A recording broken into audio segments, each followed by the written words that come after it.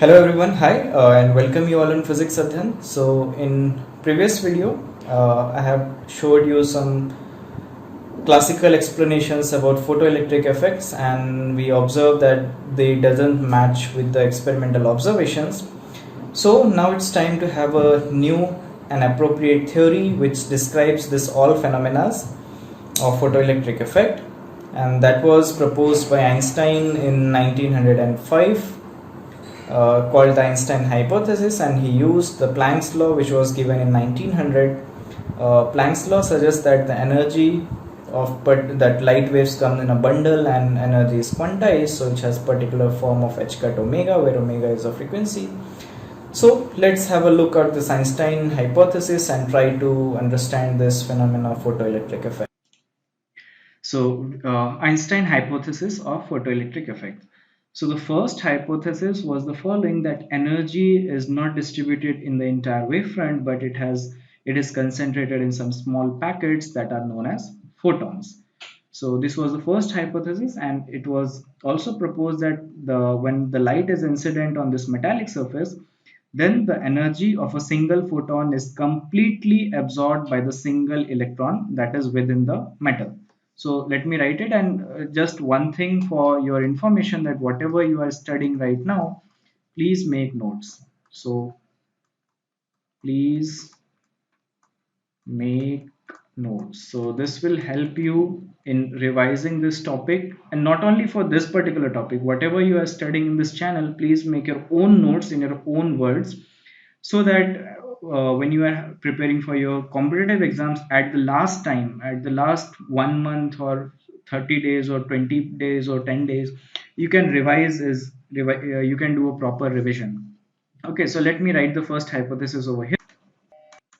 So this is the first hypothesis. So in classical EM theory, there was a statement that the energy is distributed over the entire wavefront. So the electron does not get the entire energy of that particular wave. So here, what we are considering, that electron is, sorry, the energy of the light is distributed over not distributed over the entire wavefront, but it is concentrated on some small packets which we called as a photons. Okay, so when a light is incident on the metal surface, then the energy of a single photon is completely absorbed by the single electron within the metal. So the whole energy of that particular photon is directly transferred to the electron. So that was the first hypothesis of Einstein. And the second hypothesis was that the emission and the absorption of this radiation takes place when there is a discrete quantization of energy. Okay, so let me write it. So here's the statement, is that the emission and the absorption of radiation takes place in discrete quanta of energy, and that is the quantization of energy, that is h nu, or you can write it as h cut omega, whatever in which you are convenient, that is the form. So that was the second assumption, that the emission and the absorption takes are discrete, and that is in between the quantization of energy limit.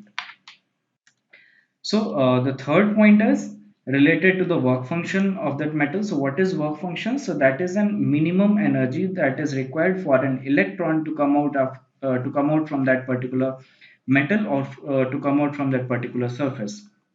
Okay, so in classical EM theory, there was no such concept, but here we introduce a concept of work function.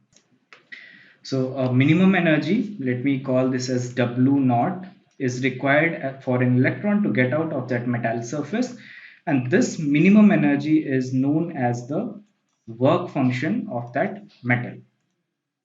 So now, having these three hypotheses, let me write some mathematical equation and try to explain these observations. So suppose I have this metallic surface. So this is your metal surface, and I have shined some light on it. So I am shining some light on it, which has some particular energy, which is h nu. So this is the energy of the photon. So this is the energy of the photon, which is h nu. Now this metal has some work function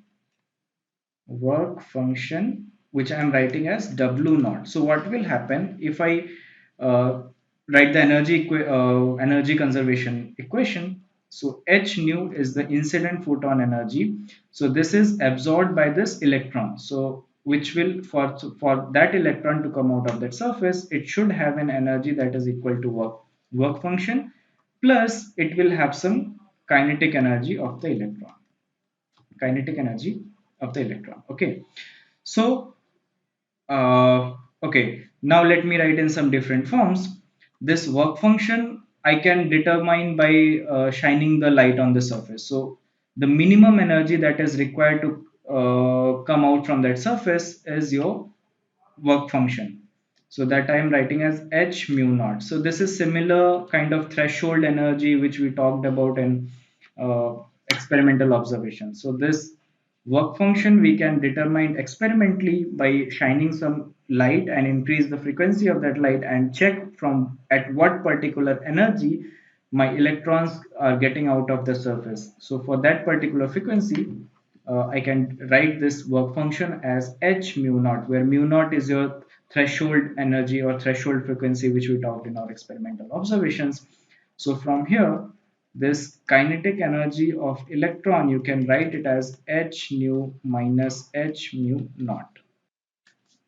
So we get an equation for the kinetic energy of electron in terms of the incident wave and the work function. So this is known as Einstein photoelectric effect equation. So this is Einstein photoelectric effect, or you can just write photoelectric effect equation, where let me explicitly write these quantities, where mu naught is your threshold frequency,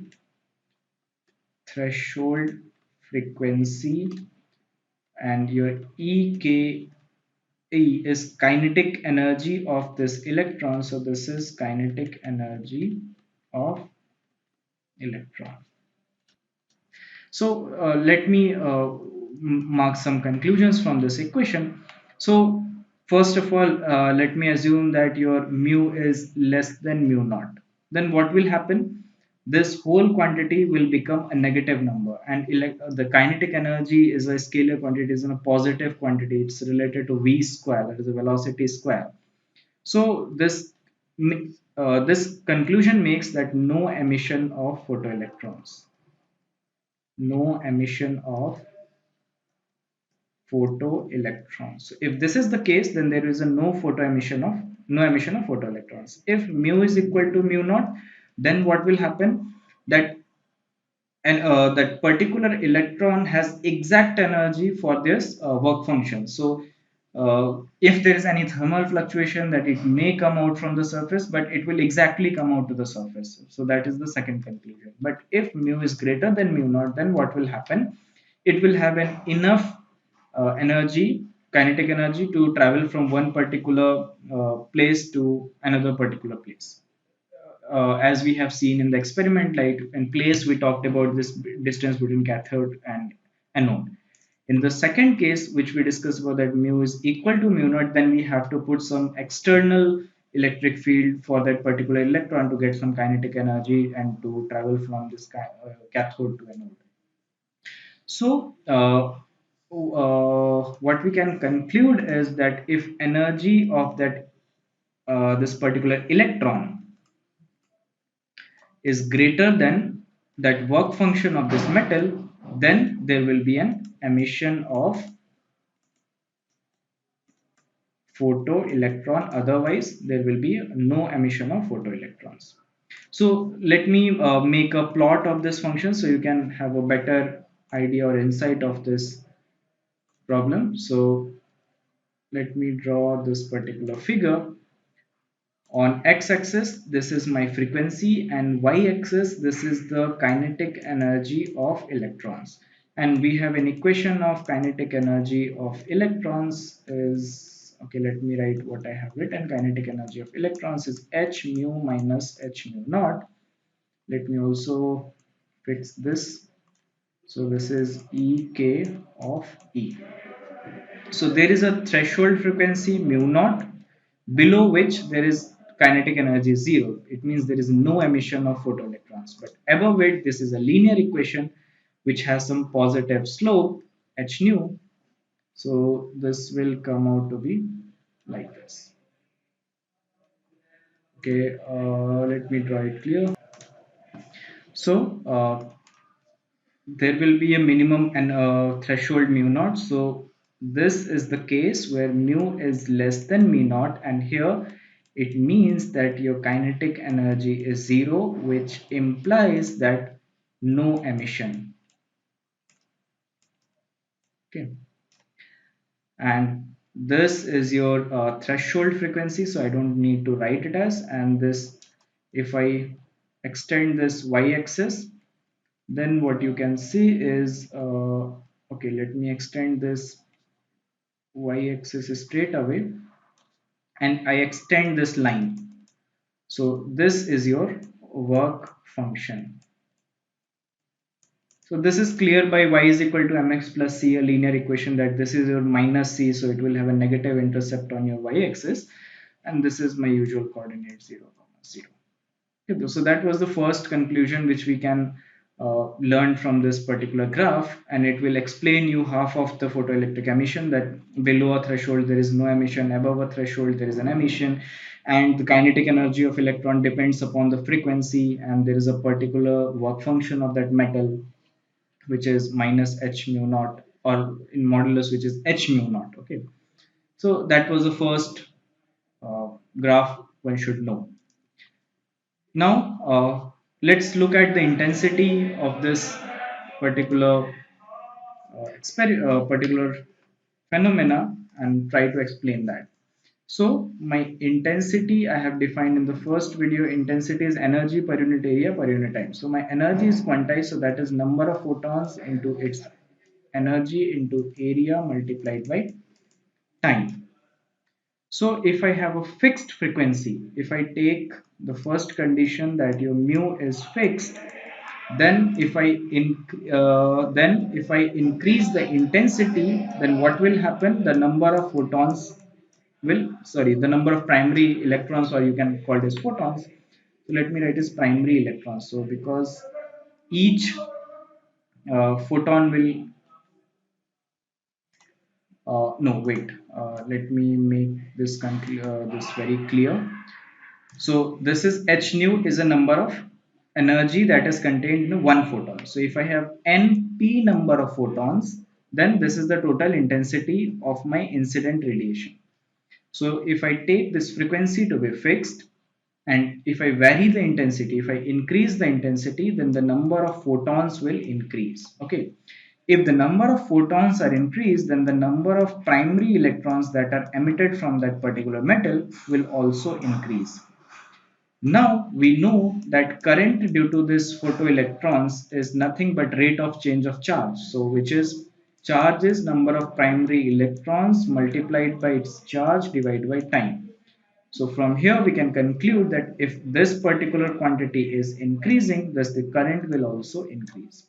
Now let's plot a graph between this intensity I and this photoelectric current. So let's plot it.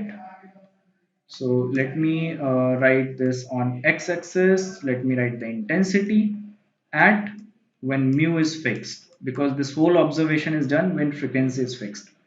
So if x-axis my intensity and y-axis I am measuring the photoelectric current, then I should expect a linear behavior which has no intercept on y-axis. At zero intensity, I should not expect any photoelectric current.